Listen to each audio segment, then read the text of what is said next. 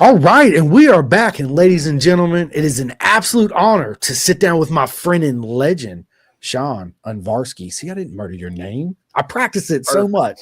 Perfect. Let's Perfect. go. Dude, Yep. welcome to the podcast, bro. I'm honored to be on, man. I'm honored Listen, to be here. the honor is absolutely all mine, bro. And me and you was just talking about this. So people, I've been obviously a huge fan of Sean's for a long time. I remember meeting him the first time at VIR when he was in the RC390 Cup KTM back in the day. So yeah, and here we are, full circle, sitting down and Yeah. get to chat with the legend. So listen, we got a lot to talk about, man. Tell us, where did your journey begin on two wheels, Sean? Man, so I grew up in Ahwatukee, Phoenix, Arizona, this little town called Ahwatukee, and we have South Mountain right in our backyard. And when I was a little kid, my mom used to push me up and down South Mountain, and that's kind of like where my bicycle journey began, was riding South Mountain, little kid's bike, and growing up, rode a ton of mountain bikes, stuff like that out there. But when I was younger, my parents were like, we're not a motorcycle family. So, like, we played hockey and we did baseball and wrestling camp and all that sort of stuff. My brother and sister were both traditional sports. Sister's like doing dance. My brother's playing football, pretty normal family that I grew up in. But I'm the youngest, I'm the black sheep. And I always wanted a motorcycle. So like those were all my friends in school, like guys that rode motocross on the weekends, and like I'd go to their houses and sit on their bikes and be like, man, I want one so bad. So when I turned 13, my birthday is December 29th. So it's like right around the same time as Christmas. So uh, about to turn 13, Christmas morning, I'm opening gifts and I get like a pair of dirt bike boots. And I'm like, all right, like sweet. I get like some gloves and a helmet, and I'm like, I don't have a dirt bike to, like why did I get this stuff? So I'm kind of, I'm, typical kid that grew up good. I'm mad. I'm like, I got all this dirt bike gear. I got no dirt bike. It's like 10 a.m. on Christmas. I opened up all my gifts, and my parents are like, you go take the trash out. And I'm like, I don't want to take the trash out. And they're like, no, you need to go take the trash out. So they're pressing me. And I walk out on the side of the house with this bag of trash, and there's not one but two KX85 dirt bikes sitting on the side of the house. Yeah, so that's where the journey began, man. Was Christmas, 4 days before I turned 13 years old. I got a dirt bike, and I didn't know the first thing about riding them, man. It was like learning to let the clutch out that day. So Listen, yeah, it's a moment you'll never forget, right? Nobody ever forgets their first motorcycle or the first time you put on a leather suit and drag your knee and crash and all that good stuff. But that's, yeah, the beautiful thing is the beginning of the journey too, because that's where it all starts, right? Um, yeah. and look who we got in So this with us. go Hold ahead. on, we're cool. We got Romeo. What is up, my man? He says, "Big welding guy." He helped me all day in the shop today. He was really good. I think he's going to be a good helper. Shout out Romeo. Nice work today, dude. Proper mega Romeo. Let's go, dude. I love it. The Yeah, welding yeah. guy. Most guys that ride motorcycles pretty well, I find that they have attention to detail and they know how to operate things. And yeah, typically you got a guy that races a motorcycle well. He does other things in life pretty well too. At least when it comes to like hands-on type stuff. Oh, for These sure. guys are sharp. Yeah, absolutely. So, dirt bike. Yeah, so back I was 13 years old. I was born in 95, so that'd been what, 2008 maybe?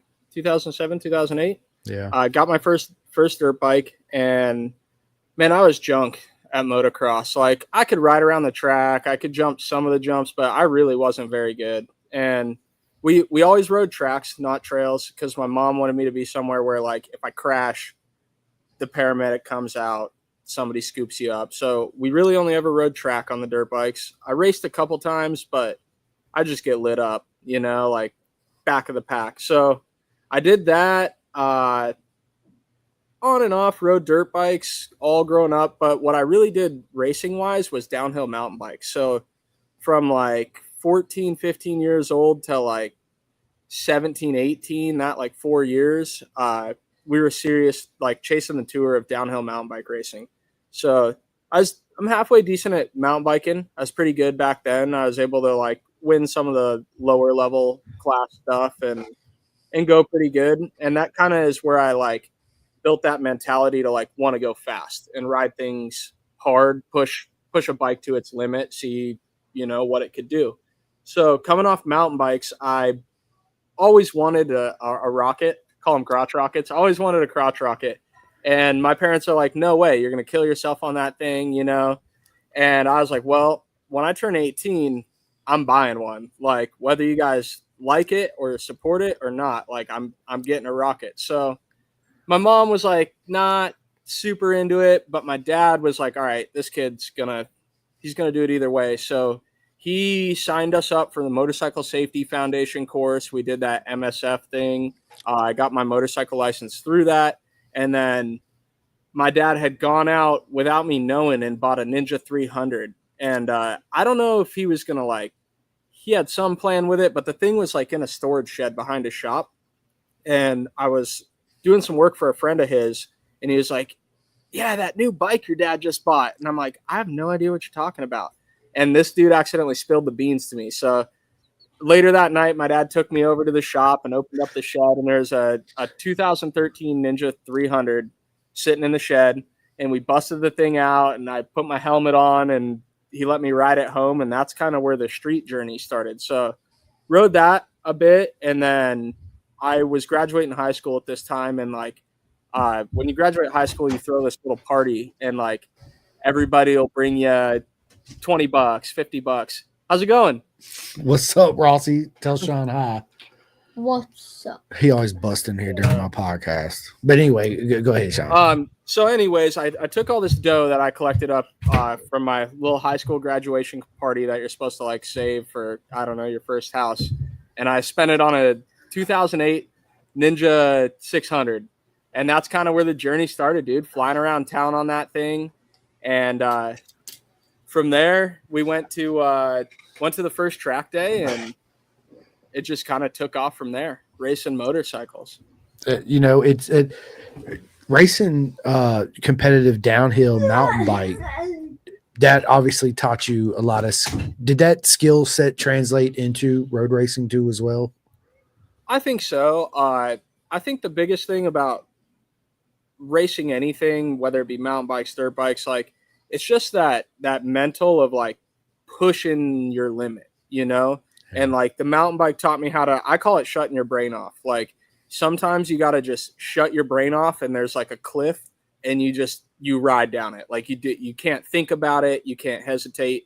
And I think that same thing is really critical in road racing. Like you're coming into turn one and things are like barreling down and getting tight on you. And you just have to shut your brain off and like ride how your muscle memory knows how to ride. And I think anybody who puts down their best lap or is riding at their highest level for them, they reach that state where like their brain's off. They're not thinking about what they're doing. You're not like, okay, brake now. Okay, gas now. Like you're just in this flow state and you're riding to the best of your ability. And I call that shutting your brain off. And I love it. Yeah, I find that when I can't ride well, like I can't shut my brain off. I'm overthinking every move and I'm like second guessing and you can never really do your best work until you shut your brain off and just go. I love it, man. That's the mental side of racing too, as well. Is what you call it shutting your brain off is that mental, just free and clear, just taking your brain out and doing this and letting it rip, right? Letting her eat. So and I find that like when you're in that flow state, even when like things kind of change or knock you off or you make a little mistake, like it's much easier to recover from too, as to when you're like, when you're tense and, something's just not quite right about the bike and you just never do your best work that way. 110%, man. 100%. We have a comment come in from CVN Cycle Vision Network. Welcome to the show. He says, great story. There we go. There we Howdy, go. Cycle Vision. Yeah, what's going on, man? Welcome. Does it tell us how many? There's like a dozen of you with us, or what? How many Yeah, people? yeah. There's like 25 right now, just on Facebook, but it don't show me YouTube or LinkedIn or All any right. of that until after we're done. So, Well, shout out to all 25 of you Facebook viewers. I love you. yep, I do too. Nothing but love, right? To every single one, and I say it all the time, Sean, because without you coming on and everybody that listens and likes and subscribes, I wouldn't be doing this. So, yes, it's nothing but love, especially to all the fans and the corner marshal workers, first and foremost. Yeah, scooping me. I had a lot of crashes this year, man. The corner marshals they were scraping me up with a spatula time and time again. That's hilarious. So, getting into club racing, where was that transition come in to where you was like, you know what, I want to be a competitive racer and I want to do and how the KTM RC 390 Cup come into play for you too as well? So running back to the first couple of track days, I bought a suit off Craigslist, something that was 3 sizes too big. The guy's like, "You'll grow into that, brother." And I collected some used gear from around town, and I started with Desert Road Racing, was like the local track org at the time. It's called Break Free now in Phoenix, but Philly and Jason from Desert Road Racing, they put on that organization. And I started just doing some track days out there. My first day, you sign up for the beginner group, the C group. And I remember thinking, like, there's no speed limit. Why is everybody going so slow? And they got the control riders out there. So finally I'm like, dude, I paid money to come here to go as fast as I want. So I'm going to go as fast as I want. And I started just blowing by people. And this is my first day. So they black flag me off and they bring me in and they're like, man, you have to ride in the A group. So they bumped me up to A. And I wasn't the fastest guy, but I was riding around in the A group on the first track day because there was no speed limit. I just wanted to hold the throttle pinned and brake hard and turn hard. And I didn't think nothing of it, but so right off the bat, I just had this, I want to ride fast. I want to ride without a speed limit. So that first day, there's a guy, Jamie Bobeck or something like that. He was like, you guys should race. You should sign up and race these things. So I think I did 1 or 2 more track days local. And then I did the new racer school with this guy, Philly, Jim Joyce. You might know Jim. He's helping us out this year, part of the team. But Jim Joyce did my new racer school, and I did the beginner race. That would have been 2015. And from there, I went out to Arroyo Seco with Roger Heemsberg, ASMA Racing, and I raced his series 2015. And that was kind of where it started getting serious. So we're racing amateur. I'm winning everything every weekend. Running up with some of the expert guys that go okay. And it was kind of coming to that point of do we bump up to expert and keep racing the 600 locally, or do we go to the AMA and do we race this KTM Cup deal? And I think my dad and I both decided it'd be better to go race a national, see if we could qualify for a national grid, as opposed to sinking money in at these local club races that nobody really paid close attention to. So we bought, I forget the guy we bought the 390 from, but we bought it from a kid who had raced it in 15. And my first year of 390 Cup was 16. I think that was the year Posh won it. Yeah. But yeah, so I was racing against Mazziato and Posh. I wasn't up there in the front my first year, wasn't even close to it. But, I was fighting for top 10s. We were doing all right. My dad and I were just trying to qualify. So at this time, going to top 10s was winning, way better. Yeah, we had no idea we were going to be able to even go at that level. Some guys around town too were like, "Oh, you guys aren't ready for Moto America. You'll be lucky if you even make the show." And then we qualify 9th, and it's just yeah. So we were ecstatic. 2016, dude, we had no idea what we're doing. My dad was a carpenter. He did not know the first thing about setting up geometry of a bike, doing any of that sort of stuff. So 16, we're just trying to keep the thing running. If the bike is running, it's a good bike. I don't know anything about setup. I don't know anything about any of that. So 16, I forget how we finished in the series, but we didn't do too bad. We made all the rounds except for one. I think in 16 they went to New Jersey twice, and we missed one of the New Jerseys because it's just real far from Phoenix. So did most that year. I want to say we were top 15 for sure, maybe top 10. And then over the summer between 16 and 17, I torched my knee riding motocross. So coming into 17, I had to get a knee surgery. I had to do an ACL, and that caused me to miss like most of the first half of 2017. And when I showed up, man, I was like ready for war because I had just missed all this season. I'd been training like crazy, trying to get my knee back healthy. And dude, we came out swinging. Like Pittsburgh, I think I was like sixth. And it was the first time I was anywhere like near the battle at the front. Like I could kind of still see them late in the race. And I'm like, okay, we're doing pretty good this year. And coming into New Jersey, which was the next round, I had nobody to come out to the race. It was literally just me driving my RV. So I called Dustin Apgar, the Gilly man. And yeah, so I called Dustin, and he was like a local shop guy that he'd help me out. You know, we weren't the best of friends, but like I knew him pretty well, and he would help me out at the time. So I'm like, hey, Dusty, will you come out and be my pit crew for New Jersey? And so he did. He flew out, and he's going through my bike, dude. This is the first time somebody's like gone through this 390, and he's like, this thing's a death trap. And like, he's like, who's been working on this? When's the last time you bled these brakes? When's this? When's that? And like goes through the whole thing, dude. So we go through the first weekend at Jersey. This is 2017 in Jersey. Qualifying, I put the thing on pole. And dude, it's like the first time somebody had like gone through my bike and like gave me a setup. And like, it was so funny because people were in the pits checking my bike out. I'm like, there's nothing special here, dude. Like we just caught, I don't know, had a really good weekend. So we put it on pole in Jersey. The next weekend we qualified second at Barber. I had a podium finish at Jersey, crashed out of the lead. Great weekend at New Jersey.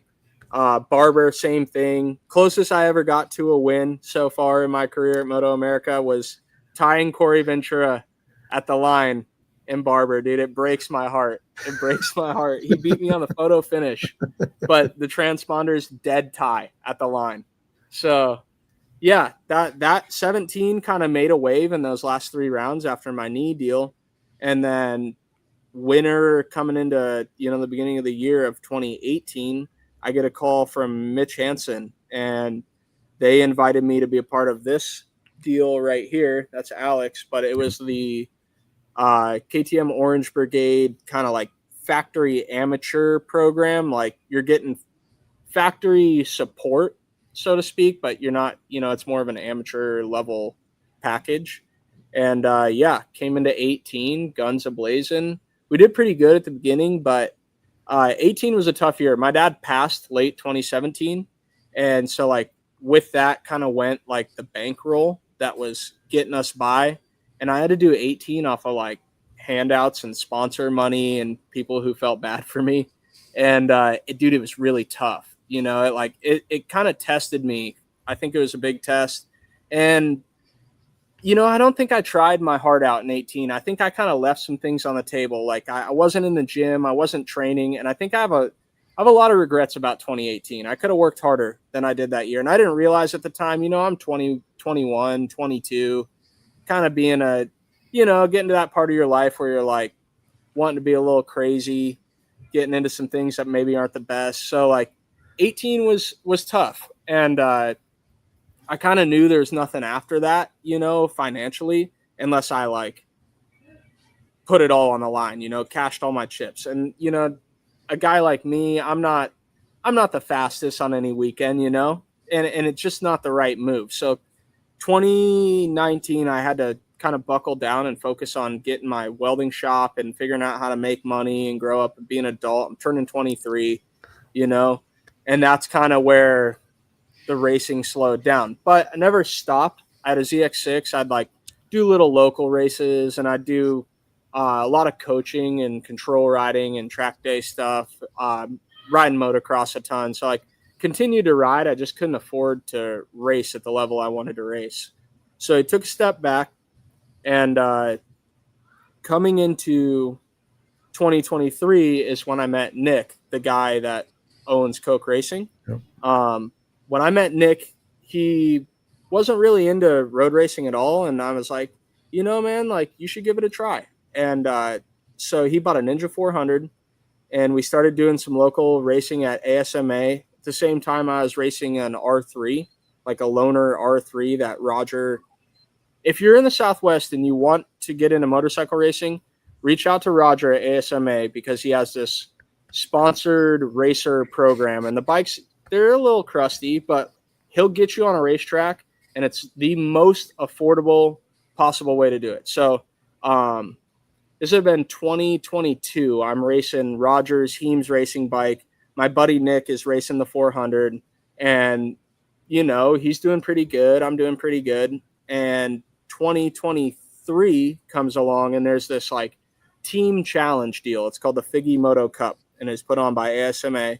And the deal is you got to build a lightweight bike, like a 300 or a 400, and you have to paint it to match somebody else and have like kind of a matching livery going on. And you race together in 2 races per weekend, and you like collect team points. So I was like this close to buying a 400.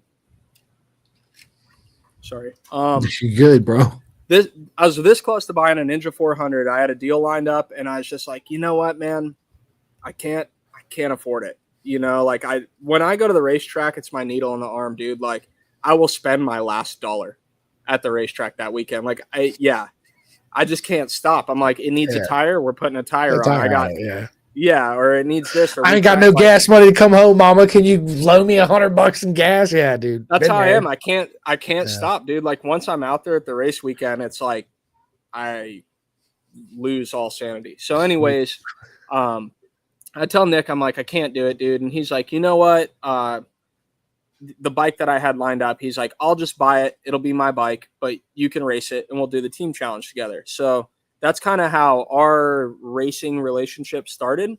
I'm racing this bike. He was super generous to let me race the thing. And so I start to see that, like, dude, he's setting these things up nice. Like there is no complaining about the way he's like, I want him to be the best bikes we can race. So like, dude, Nick's killing it. He's putting together the baddest 400s. He still got both of them, dude. They're like the nastiest 400s in the Southwest. By the time we're done with them, they would smoke any SV650. Like, unless your R7's built to the moon, these 400s they would destroy it. They're nasty. So we're racing those things together, and I see that he's like stoked on it. And Nick's fast too. Like, don't let him fool you. Like he rides really good, especially when he shuts his brain off. He can rip. I'm like, yo, Nick, you're fast. Let's go race Moto America. And he's like, all right, I'm in. So that's kind of where the Moto America like opportunity started again. So we went out to Daytona, and well, I guess I'm jumping ahead here. We talked to a couple of different guys, couple shops in town, and we decided to go with the R7. So we bought some R7s and we dropped them off at Evan Steel Performance to have them set up. And Evan Steel had been doing MP13s, whole R7. They were like the wrench. They were the shop that was doing Melissa's program. So we kind of cheated and dropped our R7s off and got all of their setup data and knowledge, and had some amazing R7s built coming into Daytona 2024. And we did pretty decent that weekend. I think some top 10 finishes. That was Nick's first Moto America race, first time at Daytona. He did pretty well. I don't remember exactly where he finished, but I know that he blew off the track in the chicane and went through the grass, and he was pretty upset because I think he was doing really well before he went into the grass there. But yeah, so 2023, I was racing with Nick.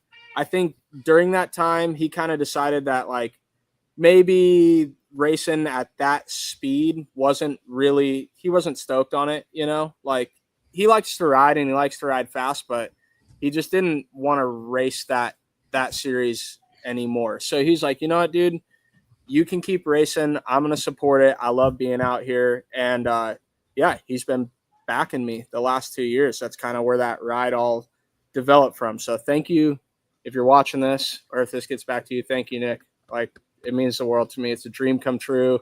Yeah, it made me able to get back out. I thought after 2018 I'd never have a chance again, you know. So getting that opportunity, and with the regret of what I left on the line in 2018, with Nick's backing and his support, I was able to just lock in, dude. And I'm hitting the gym every morning. I'm working out with a personal trainer. I was eating right. I'm training. Like, I have not one regret about how my effort was the last 2 years. And it feels good. Like, maybe I didn't finish as well as I wish I would have. You know, I wish I'd have won the championship both years in a row, obviously. But like, I know that I didn't half-ass it. I didn't leave a bunch. You know, in 2018, I could have been better than I was. In 2023 or 2024 and 25, I don't think I could have been much better than I was. Like, things within my control, I tried to be the best I could with them, you know. And racing, not a whole lot's in your control. But yeah, everything that was, you know, up to me, I did the best I could with it. And I'm really happy with how the last 2 years have gone down, and to have this opportunity to race again has been huge, man. Like, I thought after 18, I always knew like I could save money and I might get out there and race again one day, but the opportunity came sooner than I was expecting. And yeah, I just leaned all the way into it, dude. I've been 100%. I love it, man. Sean, listen, the past 2 years, you've absolutely been killing it, brother, man. 110%. Man, your story is absolutely unique, like everybody's journey into racing, right? Yeah, it's a beautiful thing. It really is. You know, and again, racing, it don't always go the way you hope it goes, especially on weekend or week out, right? You show up on weekends and things, and you're like, oh, okay, whatever. I have no expectations. All you got there and absolutely murder it. And you're like, okay, I'm gonna do this, this, and this, and this monkey comes along, and you're like, yeah, I didn't do any of that, right? It's just part of the deal. It's yeah, we got Billy Pedro. What is up, my man? He says, how's it going, Chris and Sean? Yeah, shout out Billy. Billy was a big part of helping out in 2018. So thank you, Billy. You're a big part of the team. And Bob. I haven't talked to Bob in a long time, but yeah, Bob, Cigar Shop, Bob Girton, thank you for all your help in 18. I know that, yeah. I love it, man. I love it. He also says, Evan the man. Yes, Evan is the man, for sure. Evan and Phil are really good. They're really good, dude. We got on the Suzuki halfway through this year, and when I first got on the thing, it was could have won a race for sure, but not with me on it. I was not meshing with the setup on it, and you know, setups are different for everybody. Yeah. And with feedback to Phil and a couple of different things at New Jersey, the last round of this year, it was by far the best twin chassis I had ridden. Yeah. Phil, he's good, dude. He knows what he's doing. I love it, man. I love it. And then how did you and Romeo meet? So Romeo raced 2024. He started on the Top Pro Aprilia. Yep. And yeah, so for whatever reason, dude, Romeo was the dude I'd like fist bump on grid. I didn't know him at all, but like for whatever reason, we were gridding up. It's probably because we were close to each other on the grid. We'd always fist bump each other before the race. And yeah, I had a lot of good battles with Romeo, dude. Like, he and I were pretty neck and neck all through 2024. And he had reached out to Nick over the summer 24 to 25, and him and Nick were able to come to some sort of deal to ride the B bike, basically Nick's bike, for 25. So that's kind of where that relationship started. He's a good kid, dude. The more I get to know him, like, hats off to somebody that can be 18 years old and move to a new country on their own and like learn the language and meet people. And like, dude, I couldn't do it. I don't have the balls for that. Like, no way. So yeah, pretty ballsy of that kid to come out here and just jump into the deep end. I give him props for that. Listen, 100%. I met Romeo 2 years ago, and his dad, Oswald, absolutely Osvaldo. Yeah, Oswaldo, absolutely Oswaldo. amazing. They're absolutely awesome. Yeah, as soon as me and Romeo met, man, we just hit it off, like I do with everybody, and we stayed in contact. I sat down with him, had him on my podcast. We actually did a live one at Jersey, just a quick, like 15-minute. Yeah. You know, When we Coke racing, we're kind of a little on the fringe. We're not your typical race team. We get a little wild, and we're worried about, okay, we're bringing this new guy on. We don't really know how he is. And the first weekend we really spent a lot of time with Romeo was at that Podium Club Moto America test, and his dad, Osvaldo, was out there. And we knew kind of at the end of that weekend that it was like going to be a good fit. Like, they were super cool people, super stoked on the program and what we had going. So it's been a good fit all year. Like, he's been a good guy to have around. He's pretty easygoing, and he likes to mess around and do pranks, and I think it fits the team well. I was going to ask, who's the biggest prankster, you or him? Oh, dude, Romeo is just like, he's the class clown. He definitely had to sit in the corner a time or two. He definitely was getting in trouble, dude. Without a doubt. It's awesome. And the relationship that you and him built, and being as fast as both of you are together, almost at the same level, you just feed and push off each other, because obviously you share information too as well, right? Oh, 100%. Yeah. All year long we work together on the bikes. Like, the notes they're communal. Yeah. So Romeo's good, dude. He keeps me honest, especially, dude, that last round in New Jersey, I thought he was going to get my ass. So I'm glad it went well. I'm glad I was able to beat him. Are y'all, like, riding styles and setup comparable to each other, or are they completely different? They're actually, like, a lot more different than you'd think. I'm a guy that likes to rush into corners and, like, really jam the brakes on. And it's kind of my biggest nemesis is, like, I can brake pretty hard, but sometimes I overslow.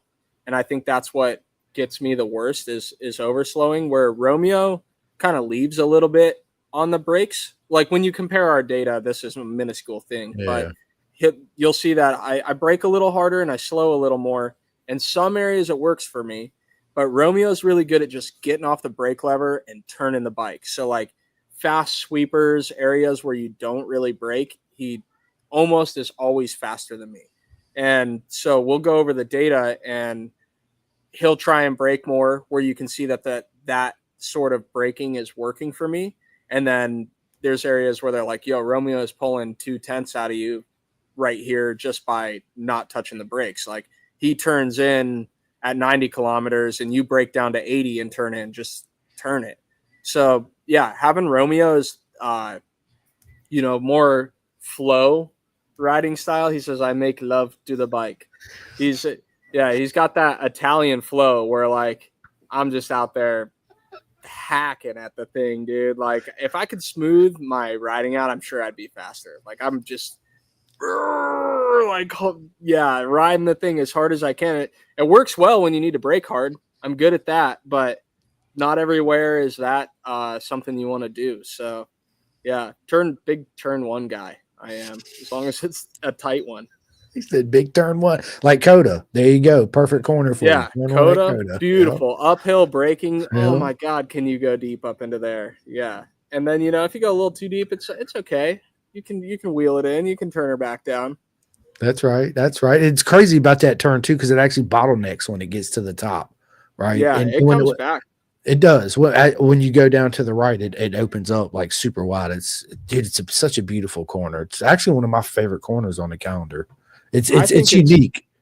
It's my favorite track. I think Coda is that we go to. I'm bummed we didn't go to it this year, but I like it. It's kind of got a little of everything, in my opinion. Like, it's got fast and flowing. It's got your switchbacks. It's got your long straightaway. It's got your hairpin turns. Like, the stadium section's really cool.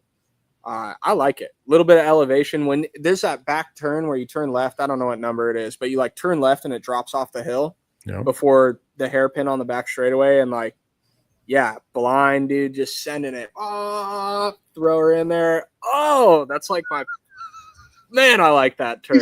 Yeah. That's my jam, boy. Let's go. I love it. Yeah, look, I love that one. Romeo says Shauna's a good class clown too. Oh, 100%. 100% it, a man. class I love clown. it. I Yeah, love dude. it. Well, good. Next year when we're all together, we're gonna have to do some type of challenge together for sure and record it. Something for fun that'll get the fans excited and Some pranks. something. Yes, Some dude. We'll big do that. We'll, pranks we'll, all we'll year be the long. prankster. Yes, dude. We'll do Oh that God. together. All three of us. It's gonna be, yeah, Moto America. You're in trouble. That's all I'm gonna say. And CV, and you're right. So I'm a big rear brake guy. A lot of my friends and people that I've talked to, not everybody uses the rear brake. It helps me out a lot. It helps tighten up the corner. It helps me turn in a little bit more. Stuff like that. Do you use the rear brake too a lot? I personally don't use it. I know that it could help me ride faster, but every time I touch the rear brake, dude, it's like, "Woo!" And I'm like, don't do that again. Don't do that again. So like I can use it a little like at a track day. I'll mess around with it, but like when I put my head down and I start to do the fastest laps I can do, I don't touch it. I don't have the brain power to touch it. And like I'm a rear brake using guy, dude. I can do wheelies and scrape the fender. Like I can use a rear brake, but when it comes time to like road race, for whatever reason, like I just can't find the mental to like make it beneficial. Yeah. Anytime I start to use it, other aspects of my riding seem to slip. And I notice that I'm like not using the front brake as much, or I'm like kind of missing my turn in or braking early, or the bike's going a little sideways. And that's causing me to like be hesitant about things. And it's a lack of training problem for me. Yeah. I would say like if I focused on it and trained on it more, I think it would become a tool that I used quite a bit. Cause like if you took the rear brake off my dirt bike, I couldn't ride it. Or the mountain bike, or literally anything I ride besides a road race bike. I use the rear brake a ton, but man, I just struggle to use it on the road race bike. And the Twin has a ton of engine braking. Yeah. Like it's got a ton of engine braking. I spent the whole year. We have 8 settings of engine brake, and I was one away from like the most roll all year long, and like thinking maybe I even want more roll than that sometimes. So I feel like on the Twin, the thing's sideways every corner entry anyways. So like the last thing you want to do is Touch hit the the rear brake. Yeah. But if I could have the roll turned up and then use the rear brake for when I want that more engine braking, I'd know for a fact there'd be benefit there. But yeah, you'd have to be really good to utilize that, and it's a training thing. It's a training thing for sure. Like you just got to use it at when you're not brain at 100%, and then eventually it'll make it into your Muscle your memory. Muscle memory. Yeah. It comes back to turning your brain off, man. Yeah, like that's when it. my brain shuts off, the rear brake does too, unfortunately. I wish it didn't, because I'd have sweet back end clips and I'd be sending her sideways more often. Oh, dude, that's awesome. And cycle vision, you're right. Have to adjust it just to drag the rear and not lock it up.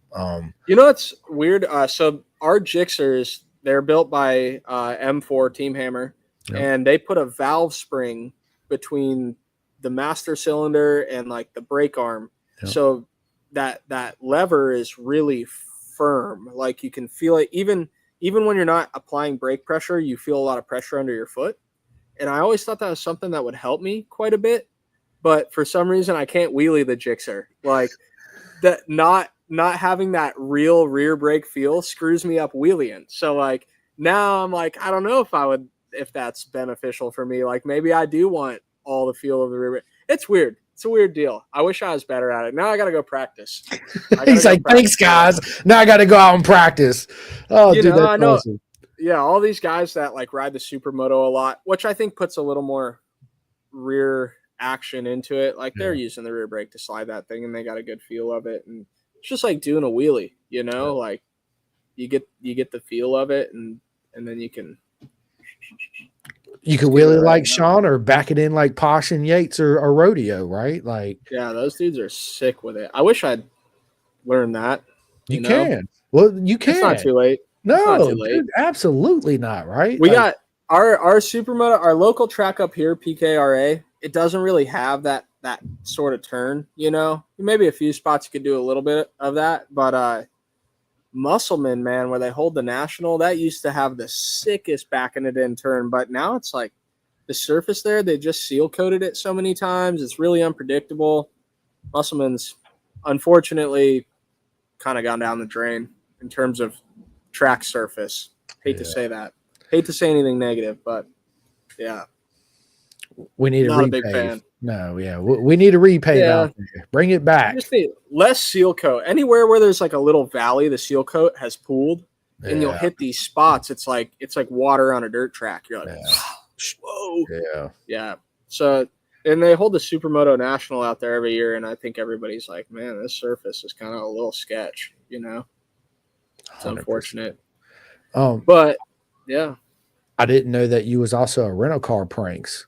He grabs the e-brake, LOL. Yeah, we were always pranking. Back in 2018, like the little things you throw on the ground and they like pop. You can get them. They're called, I forget what they're called. Torpedo snaps or something like that. Yeah. You get them at the gas stops, but I had a wrist rocket. And I would shoot those things into people's pits. It makes so much fun over the weekend shooting little, fireworks into people's pits with a wrist rocket. That's awesome. I can see right now, me and you, Romeo, we're going to get in some mischief next year for sure. Yeah. That's awesome. And speaking of the wheelies, man, twin stunts, man. Talk to us a little bit about twin stunts. So I met the twins my first year in Moto America. That I've been 16. Anytime I went to a Moto America race, being a guy that when I first got my street bike, I didn't know if I wanted to be Mr. Racer Man or Mr. Stunner guy. So like I kind of just tried to do both. Like I wish you could do both on the same bike. That'd be a dream come true for me. But yeah, so I was like, while pursuing the racing thing, I was going to the stunt lot every weekend and like learning wheelies and doing stunts. And like I was definitely big tied in with that crowd too. And my two real good friends from growing up, Tyler Tallboy. If you guys know him, he's a Harley stunt dude. And then Dom Perillo. They're both great motocross racers, and they got into Harley stunts. So, like, every weekend we'd go to the lot, and they'd ride their Harleys, and I'd ride my street bike. And that's where the name Street Bike Sean kind of started, because all my boys were on Harleys, stunting. Those are my real friends, the guys I hang out with every night. They're stunting Harleys, and I'm stunting the street bike. So, yeah, that's kind of where like all that journey began. And we would go to these Moto America rounds, and there's always like somebody putting on the stunt show, right? And in Wisconsin, we meet the twins, Shannon and Sawyer, and we're hanging out. It's like Thursday move-in day, and we're like, hey, you guys know a spot where we could go like stunt tonight and ride the lot? And they're like, yeah, we got a spot down in wherever, Plymouth. So we follow them out there with the stunt bike and, pit bikes. We're having fun riding around. And one of the twins, I think it was Sawyer, he's like, hey, man, can I ride your 110? I have a KLX 110. And I'm like, sure, dude. So he's ripping the thing. And he goes flying across the lot and tries to, like, go into the grass. And he didn't see this big rut. And Sawyer crashed my 110, and he broke his wrist right there in the parking lot that night. Yeah, like, it was a pretty big deal. Like, he crashed. He has shows all weekend long, and he broke his wrist. And like, dude, my 110, it looks crashed. Like, the handlebars are bent. The thing is like fully wrecked, dude. Like, Sawyer took a straight digger. And yeah, that's like kind of where the whole twin stunts friendship started. And then, from that time on, we kind of stayed in contact. And winter rolls around, and they're like, hey, we're trying to come out west, and we're looking for a place to live.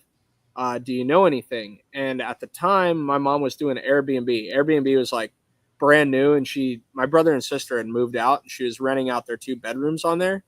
So they were able to come to an agreement, and Shannon and Sawyer came and stayed at my house for a whole winter. So it was just like a winter of stunt riding and madness, getting to know those guys. So yeah, that's the early twin stunt story. Is they moved out west. They lived in my mom's house. Like, we had like 18 motorcycles or something in my mom's garage, like every single inch, because both of them had like 5 or 6 bikes each, and then I got my 5 bikes and mountain bikes and my dad's bike and this bike and that bike. So yeah, it's just like her little convertible car 3-car garage, and like the rest was just packed with motorcycles riding, and it was a really good time, man. We had a really fun winter. It was a rainy winter out here, which is pretty rare. Yeah. And when it's rainy in the desert, man, it's just beautiful. Like you can't. It is. It really is. I remember monsoon season, they call it. Yeah, when it come in rain, it was That's I remember right the first time, dude, that shit was flooded. I'm like, what is going on? They're like, dude, we don't have no drainage systems. I'm like, what do you mean you got no drainage? I was new. I didn't know nobody in Phoenix. It was my first time there. Like, what are you talking about? It was crazy because I remember when I first showed up to go to MMI, I was like, what the hell is a Del Taco, right? I got to go buy Del Taco. I got to try it out. So I pull up through the drive-thru and I go to order my food, and then I get a bunch of giggling. And I was like, hello? They're like, yeah, can you please repeat your order, right? So I do it again and giggling again, right? She's like, where are you from? I'm like, Roanoke, Virginia. She's like, oh, I got to see you, right? So I pull up to the drive-thru. Yeah, dude, the accent was a hit out there in Phoenix with the ladies for sure. 110%. They like that. They like the accent, that Virginia accent. Where are you from? Virginia. Where is that? It's right here on the map, girl. I always wonder if people think I have an accent, you know. You I got do. that Arizona. Yeah, you do. You have it is absolutely unique too, for sure. A Cali boy. That's why I've heard people, oh, some Cali boys. Cali boys, let's go. I mean, you got the surfer look going to you, right? My son's got long hair, like you do. So he that's what we call him too, little surfer dude or a little skater dude, right? Little mop. One of these days I'm gonna cut this all off and get a good job and be successful, you know. Oh, come on, man. So tell us a little bit about your business. All right, so yeah, I got the welding shop. We're right here, 40th Street and University in Phoenix. I'm right by the airport, Central Phoenix. Yeah. My dad used to own a construction company before he passed, and he bought a building, which, long story short, his partner now owns, but he rents this building back to us, and I got my welding shop right here. If I pick this up, turn it around. Nice. Truck we've been working on, and yeah, about 1,800 square feet. We're on the fixture table right now. I got some frames. Let's see, right back here. Building, this is the current deal. We're building an awning. But yeah, I started this. I went to welding school. So I wasn't very, very good in high school. I was about this close to failing out. And I had an opportunity to go do this thing called EVIT. East Valley Institute of Technology is in Mesa, Arizona. And you take your English and your math and your stuff in the morning, and then you get on a bus and you go to this vocational school where they teach you how to weld, or they teach you how to work on diesels, or there's a bunch of different programs there. And so I did the welding program with my buddy Tyler Tallboy, and yeah, it's kind of like saved my life, dude. Like I was definitely like, you know, high school kid into motorcycles, maybe not on the best path of things, and you get into this welding program, dude, and they know exactly who's coming. It's a kid like me. And like, they're not like PC, dude. They're swearing at you. They're hard. They're like an old football coach, you know, like, and that broke through to me and was able to like, yeah, kind of, I don't want to say set me straight, but like I listened to those dudes, you know, like I'm like, these dudes aren't just like some like hippie teacher, you know, like these welding dudes were like rugged. And yeah, I really meshed well, dude. Like it's the only thing that kept me going to high school was you have to get good enough grades to continue this welding program. So that is kind of what like set the career path for me outside of trying to race motorcycles. It was welding, and it was really good, man. After I did, it's a 2-year program, and they give you like a skills certificate deal. And then I went and worked for this company called Grabber Power Products, and they outfit trucks for concrete cutting. So it's like definitely a specialty business, but I learned a lot there. And then after Grabber Power, I worked at a place called UTV Inc. And that place built like off-road stuff for UTVs. So I did a lot of production work in that department. And they also raced like Baja 1000. So like that kind of was like the first racing fabrication experience that I kind of got to dip my toe in. And I did that for about a year. But during that time, I was I had a little welder in my mom's garage, and like, dude, I was working for $10 an hour, TIG welding. $10 an hour is what I got paid That's at the crazy. UTV shop. Yeah. And at the time, like, it was like getting paid to learn, but $10 an hour. And then on the weekend, dude, I could make more than I'd make $330 after taxes on a 40-hour week. $330 is what I'd make for a 40-hour work week. And then I'd make $300 on a Sunday afternoon using my MIG welder in my mom's garage, you know? So that's when I kind of started to realize, like, all right, like, maybe it's better if I just try and hustle this on my own. So started doing that, and that's around the same time 2016 started racing KTM Cup. So it kind of became like a mom's garage side hustle to make money when I was back in town from racing or not doing racing stuff. And at the time I still lived at home, so like I didn't have any real bills, you know, like if I couldn't pay for something, it's fine. I like went home and there's probably something in the fridge and a bed to sleep in, you know? Right. So I was able to race and not focus on it too hard. But when I wanted to earn some money, like I just roll the welder out and earn some money. So I did that for a while. And then during that same time, my dad acquired the building. He always wanted us to be in that building. So he kind of was like setting it up when they would do work there. He was preparing it so that my sister and I could run businesses out of it. So fast forward to today, we rent from his old business partner, and my sister runs a commercial florist business. So they do like weddings and events. They do the flowers for all that. And then there's 2 bays behind that floral shop that I run my welding deal out of. So I've been doing this since 2016, 2017, been here, renting from my dad originally and then renting from his partner afterwards. And he's been really good to us, giving us a super fair deal and making it possible to continue kind of my dad's dream of having us operate out of here. So that's really cool. I'm thankful for that. But yeah, just it's how I stay unemployed, man. I call it Race Pace Fabrication. So that's our current branding that I'm doing, and I do a little bit of everything, you know, a little bit of whatever I can get my hands on. The production stuff's good. There's a shop in town, Cruzy Originals. They do a lot of YouTube stuff. Something you should definitely check out, Cruzy Originals. We just built a chopper together. They invited me to their shop to help out with this chopper build. So like did a lot of welding of the frame, did some welding on the gas tank and the sissy bar and the exhaust. So kind of got to use a lot of different skill sets on that project, and it's really cool. There's a whole build series, so go check it out. Cruzy Originals, it's the biker build off. We just had the grand finale. Dude, last weekend, I rode 1,000 miles on a Harley Dyna. 1,000 miles, dude. And it's like my first time really ever riding Harleys, besides racing the Cruzy bike, which is right here. You can kind of see it. I raced a Harley. This is Cruzy. That's me. There's a whole series on that build and race too that you can check out. It's a couple of years old, but we raced the inaugural round of the Bagger Racer League, and we did well. We finished second behind Roland Sands.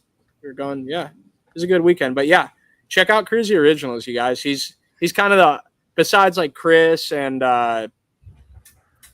Dustin Coiner, Cruzy's like my other claim to fame is being on their videos. So you check that out if you're interested in stuff I'm doing and stuff they're doing. It's really cool, the biker build off deal. Oh yeah, I'm definitely gonna check it out. 100% Cruzy Originals on YouTube. Yep. Let's go. Love it, man. I love it, man. CVN, man, says love the persistence and forward focus. Well done. Absolutely. Well, yeah, thanks, guys. You know, I live every day. I have a good life, man. Like, I enjoy what I do. I ride motorcycles. I weld. I work for myself. You know, so there's nobody that tells me how much money I'm gonna make. It's up to me. It's up to my hustle. And yeah, like, dude, it's been good. I can't believe I'm where I'm at. I've turned in 30 in December. So yeah, I've lived a good 30 years, dude. It's insane. I can't believe all the opportunities that came to me. Like, man, Nick, thank you so much. Like, the last 2 years have just been unreal. opportunity. I love it. So what's the plans for 2026, bro? It's still kind of up in the air. I don't think, when you get done at the end of the season, kind of everybody's like, they're gassed, like we're worn out. We don't know what's going on. If you'd have asked me if we were racing 2025 at the end of 24, I would have said pretty much no way. So it's kind of still up in the air. I haven't really talked to Nick about it. I don't know if he's wanting to continue doing what we're doing, or if there's opportunities with some other teams, but I'm going to stay riding, no doubt. Some local guys in town that have said, like, if we don't put a ride together, maybe we'll just do 1 or 2 rounds, on a loaner bike, something like that. So it's all still up in the air. It could be anything from, dude, it could be anything. Like, it's so crazy how just stuff pops up out of the blue, it seems like. But right now, I think my main focus is just to try and make the best amount of money I can over the winter and prepare myself, stay in good shape. I'm signed up to run a marathon, my first marathon, in like February. It's a few months out, so I'm not ready for that at all. You need to get on that. Yeah, I've been running. I ran like almost 6 miles last night. It wasn't too bad. So, yeah, I'm just going to keep my fitness dialed in as best I can. The Coke racing thing's not out of the question for 2026, but no hard plans yet there. It's really up in the air. It's too early to really know. Like, and if it was for me, if it's not for the last minute, I don't get nothing done. So like, when we get to the last minute, that's when we'll really know what next year is looking like. Well, listen, you'll be back on the grid. I have no doubt. And Sean, whatever visions and goals you have that you ever want to achieve in road racing, bro, I hope you achieve them 10 times over. And this guy right here has absolutely always been a fan and will be and support you 110%, my friend, for sure. Yeah, thank you. Thank you. I'm super happy to be on the show tonight, you guys, and anybody who's watching, thank you. I know that supporting Chris is huge, and kind of anything in this industry, man. Like, if you can get a young kid out on the bike, like, the youth is the next generation. And yeah, if something like this inspires somebody to ride, that's a win for me. So absolutely. Yeah. And listen, do it. As soon as this podcast is over, like, I figured out a way, it'll be immediately on Spotify, iHeartRadio within like 15 minutes after this is over, and I'll tag in all the socials. So if anybody missed it, you can re-listen to it. So it's good. So listen, Sean, this has been an absolutely proper mega time with you. Just stay on with me after we end this, because we're gonna go ahead and schedule our part 2. But I do want to ask you a couple questions away from the racetrack. I know we're approaching an hour now. I'm gonna ask you a couple, but I'm gonna save the rest for our next time. The first question I want to ask you, man, and I've been wanting to ask you, is tell me something that we don't know about you at all. Man, something these guys don't know. I'm pretty plain Jane guy. I don't know. That's tough to say.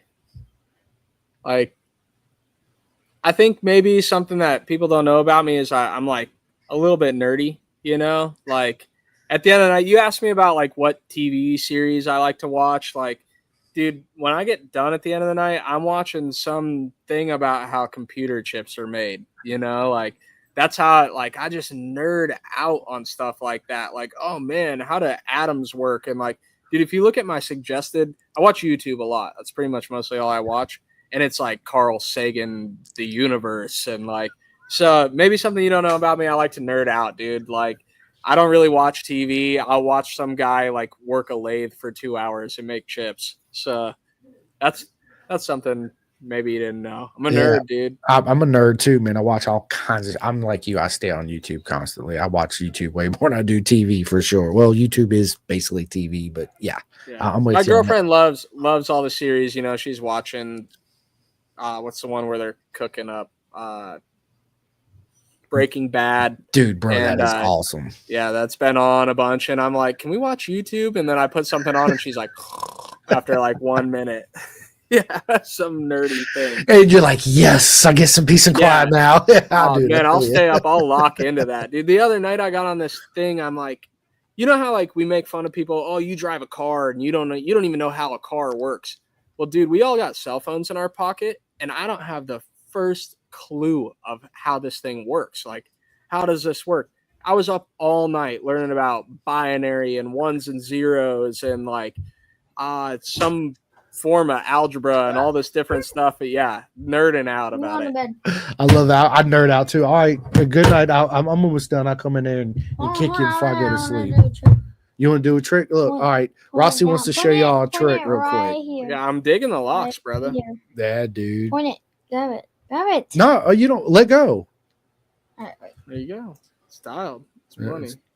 Yeah. So this is I got a new computer set up, and this is actually an Insta360 AI camera that will track you and all this other stuff. Oh, that's pretty sick, dude. All right, come on. One more try. Oh my gosh. You gotta land it, dude. Oh, Wait, let me you get burn. You ain't no Tony Hawk. Look, hold on. Oh, I got Yeah, you ain't no Steve I Caballero. got this one today. It's from 7. that's clean. You're spoiled.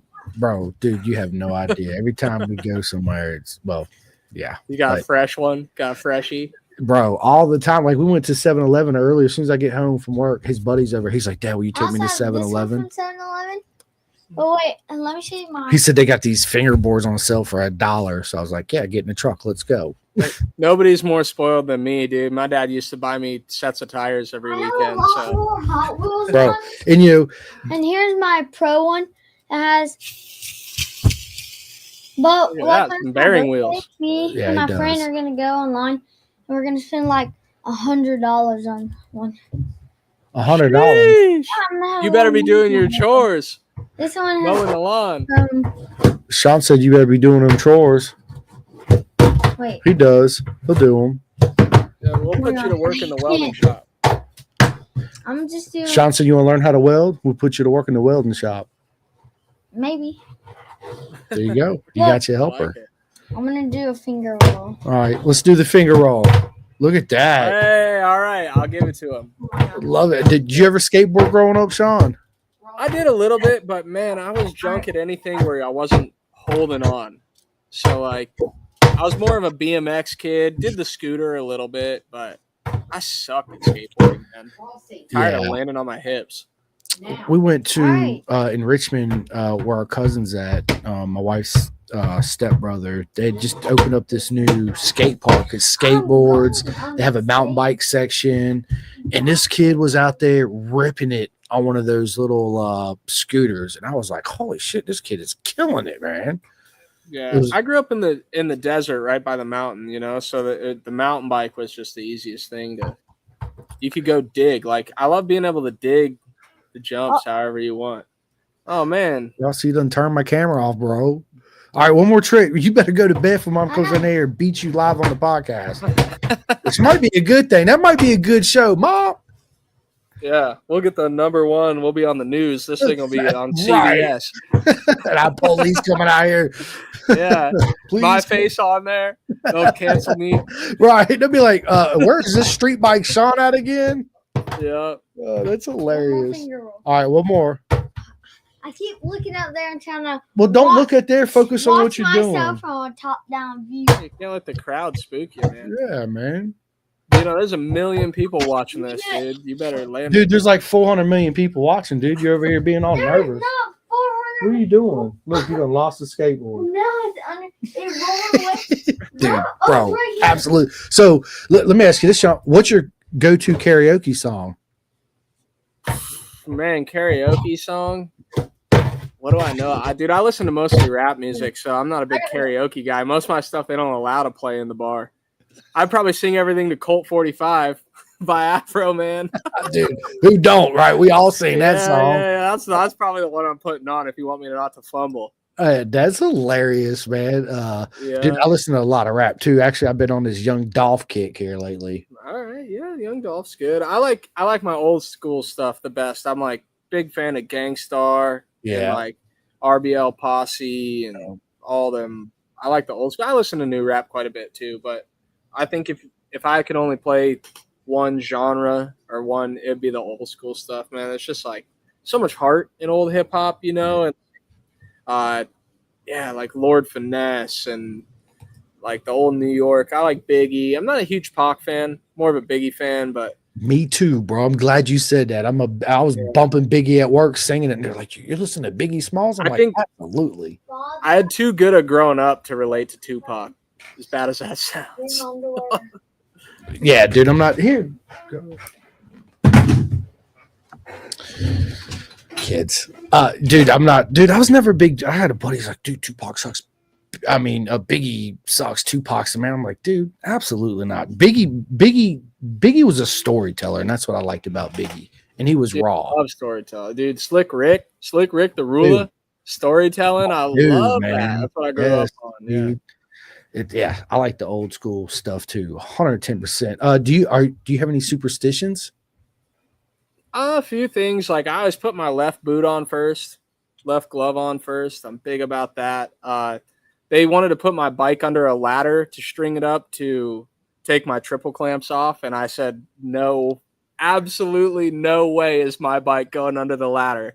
And so my team found another way to string it up. God bless them, but I was like, dude, you put my bike under a ladder and anything goes wrong, like I'll never forgive you. So Yeah. a few little things like I always do that, but I'm not too crazy about it. But yeah, you can't put your bike under a ladder, dude, before you go race. That's like no way. No, No that's way. a big no. Nah, 110%. Are you into spicy foods? Do you like spicy food? I do. I can handle some pretty good spice up top, but on the back end, bro, Well, that's how it always is, right? Yeah. I can't, dude. When I was younger, it's no problem, but dude, it'll ruin my whole night. Like, I'll be tossing and turning in bed. Like, if I eat something too hot, it'll end me. I got weak stomach, you know. I can't really drink a whole lot, you know. I'm Yeah. sick before I'm Yeah. acting crazy, you know. Like, so, yeah. I love spicy food, man. In the Southwest, you got to, dude. Got to, bro. Thinking back to the Twin Stunts, my dad used to always make this green chili stew, and like, my dad grew up in New Mexico. I don't think green chili's like spicy hot. Yeah. You know, it's like a flavor, man. Yeah. Like it's green chili, and man, the twins are eating the green chili stew, and they're like, "My mouth is on fire. I can't handle this." They don't do hot sauce in Wisconsin, dude. No, they do cheese, but not hot sauce. You're right. Yeah, they are not making hot food. Dude, we're gonna have to do a one chip challenge then. I could probably do it, man. I always watch that dude's show from Florida. Yeah. You eat the hot chip for 40. I'd be like, yeah, I will. Give me the hot chip for sure. Yeah, I think I could do the hot chip for 40. All right, well, we'll have to do it then. Me and you, and we'll have to convince Romeo to get on it too as well. We'll see how our Italian buddy handles the heat. I almost had him stick around, dude, and join the podcast with me, but dude, he should. Yeah, absolutely. I tell you what, man. We'll set it up to where me, you, and him will sit down and talk all get him things on here. for sure. Yeah, man. Yeah, we need to get a whole like gang of us up on here, like we're having a Zoom meeting. Dude, I can have up to 10 people in the studio at one time. I saw that when I was logging in. Yeah, so we can get on here and get the whole coach team in and talk a bunch of shit and have fun with it for sure. Love it, man. I love it. So listen, this has been a lot of fun, man. Before I let you end the podcast, I'm gonna ask you one more question. I ask all my friends this question: money, no object. Sean, you had your own Moto America race team, whether it's Superbike, Super Sport, Twins, whatever. What manufacturer motorcycle would you have, and who are the two current riders in Moto America you'd put on the bike? You know, man, if I could have anything I wanted, I love Kawasaki's. Probably race a Kawasaki. I know they don't. Maybe it's not the best bike, but money's no thing. So we're gonna get it sorted. We're racing Kawasaki's, and dude, you know who I love? Mazziato, Anthony Mazziato. You're on my ride. And man, who else? Who else am I putting on my team? We got Maz, and like, shit, myself, me and him. We're gritting up, dude. Yeah, I love Mazziato, dude. That kid rips. He's fast. I think, him, Posh, they should have rides, dude. Those guys rip, man. They're the real deal. It's too bad that the sport's so cutthroat and like, just like, it'd be awesome if all of these guys were getting paid and like, we're the show, dude. We go out here, we risk our lives, we risk it. I literally risk it all. Every time I get on that bike, I risk it all. I risk this whole welding shop. I risk walking every morning. I risk it all. And we pay to be there. It's crazy. And like, we are the entertainment, man. Like, if we didn't put everything on the line, there wouldn't be a show. And I understand that, I'm not winning. I'm not the fastest guy, but like, God, if I could afford to dump my whole life into this, it would just be huge. But it's just like, it's not a good gamble to take in this world, in this current thing that Moto America is, But if there is more money available and it was something that made sense, like, if I was knocking on the door of pro baseball, I might be looking at a big salary. I might be looking at, a good career. But when you're a guy that's knocking on the door of maybe being successful at Moto America, like, it's cutthroat even for that guy, So I'd love to see those guys on the bike. I'd love to see him prosper. I think Posh could be a national champion for sure. I know Mazziato too. Love those boys. 100%. Yeah. I like Yates a lot. Yates can come race for me. He's super chill. He's always been a cool dude. Yates is cool. It's funny, man, because I'm Posh, dude. So speaking of Posh real quick, absolute legend of the sport. And this is the political side of the sport that I hate, especially the way things are now, where everybody's got to pay to play. And the people that absolutely have the talent to be a champion, if you're not bringing whatever 100+ grand, you're not. Yeah, you're not. Yeah, man. It's But again, that's the political side of the sport that I can't stand, especially somebody like Posh, man, that went over there to the UK and won a Moto3 champion. I mean, what other Americans done that? Yeah, and he didn't flop on the superbike, man. Like, especially for 1 year and riding a bike that it takes a whole season to even start to get comfortable. Understand it, yeah. Opinion, it's one thing to go be fast at a club race on something you haven't ridden. But it's another thing, like, when you're racing Moto America Superbike, dude, that is the fastest dudes in America. That is the pinnacle of American road racing. And, like, you don't just show up and win that, man. Like, maybe we're not the best in the world. That's up for debate. But, like, we're pretty good, dude. It takes a lot to ride at that level. Oh, you boys are definitely the best in the world. All my friends, absolutely 110%. They just don't know what they're missing. That's all. It's the Europeans think they're going to come over here and mop the floor, and they haven't yet. They find out it's bumpy. Shit, they should. Us Americans should go to Cadwell Park, right? People would be like, I ain't riding that track. For real. It's funny about Yates, man. So obviously a huge fan of his dad's growing up, right? Actually, I got a poster. You guys can't. Well, you can see a little bit right here. This green poster. That's Aaron Yates on his Muzzy Kawasaki. That sign, and I've had that poster. Well, when he was racing for Muzzy Kawasaki, I forget the year, a long time, and I've been such a fan of the sport. And it's, again, it's come full circle. I'm doing this, and I've become friends with so many people in the paddock and legends like Aaron, and now I'm friends with Ashton. And he's so tall, right? Every time I look, I forget how tall he is when I see him. I'm like, well, what's up, buddy? And he's super laid back. He's super humble, super quiet. He's not loud at all, and he stays to himself, right? Yeah. One more question, man. I can keep talking all night, but I got to get off here in a minute. But did you find it hard to separate, when you put the helmet on? I always call it preparing for battle, and you're out there racing your friends, right? Do you find it hard to separate the friendship from the race mentality? I think kind of early on in my racing, like early 16, 17, like, I was out for blood, man. I had no friends. I was just going to do whatever it took. But now I think that it's part of getting older. Like, I'm going to give somebody some room most of the time, and try and make it clean, especially if it's a guy like that I know and I've raced with for a long time. Like, I don't want to see anybody get hurt, dude. Like, there's not enough. It's not worth it out here, like I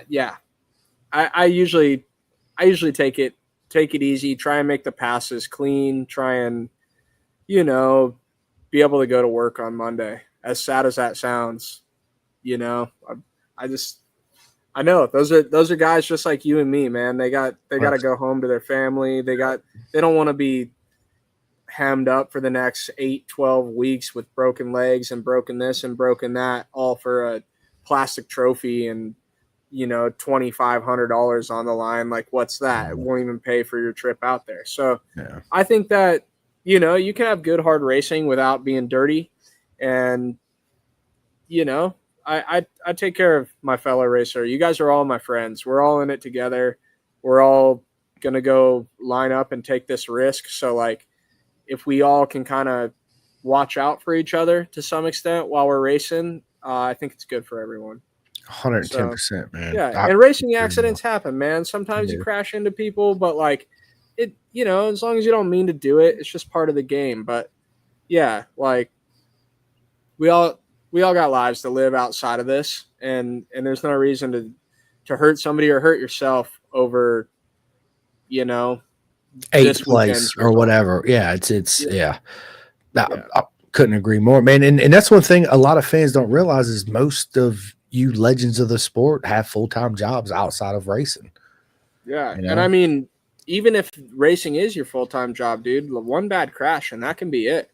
Like over. So many people have career enders, and then like, man, if you're crippled, there's not a whole lot to fall back on, So it can be tough, dude, especially if you're trying to come up out of the mud. I mean, like, yeah, one bad weekend and that could be it, dude. That could be everything. That could be your business. That could be your family. That could be you really put it all on the line when you go out there and grit up. And like, even in club racing, man, like maybe you're not going as fast, but the risk is all there, man. Like, you're club racing, take it easy. Cause there's a guy that used to come in a Dusty's shop. I forget his name, but he had one leg and he had lost his leg road racing.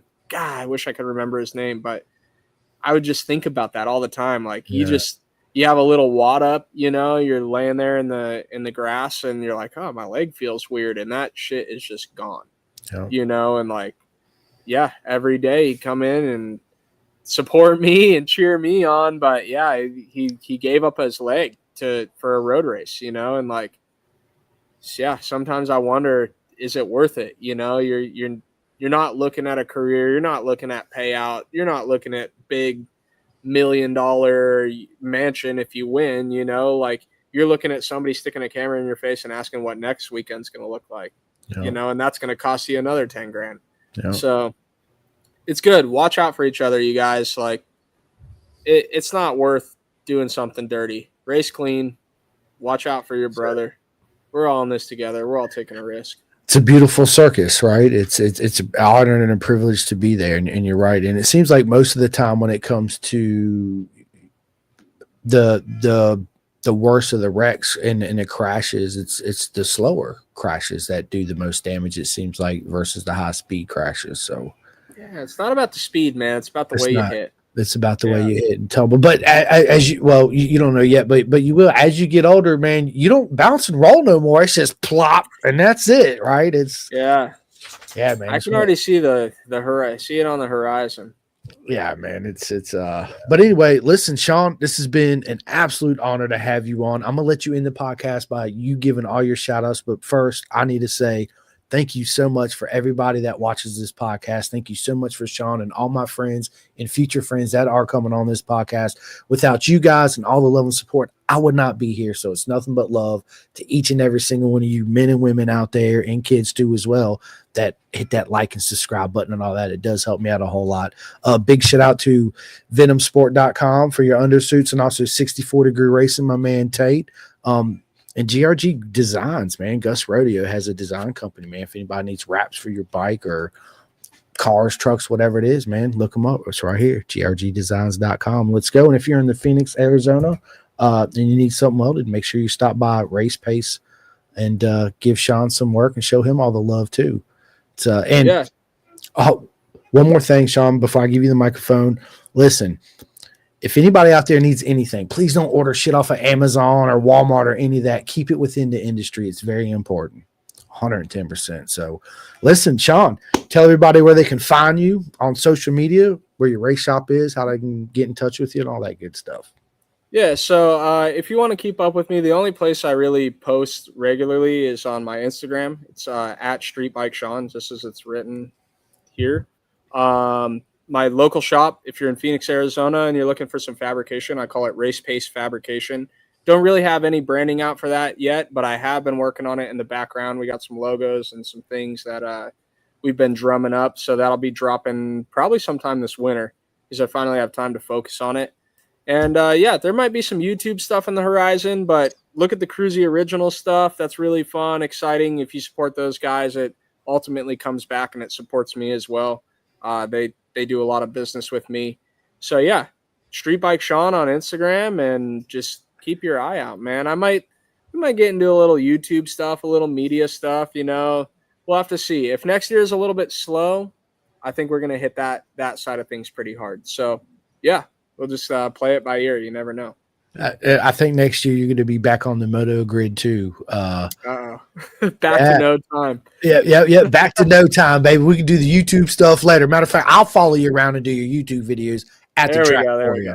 No problem. You and Romeo, I got you guys. Dude, I got you for real. When I come to the races, I'll come in the pits with you guys and film you guys going out for practice and qualifying and all the pranksters and.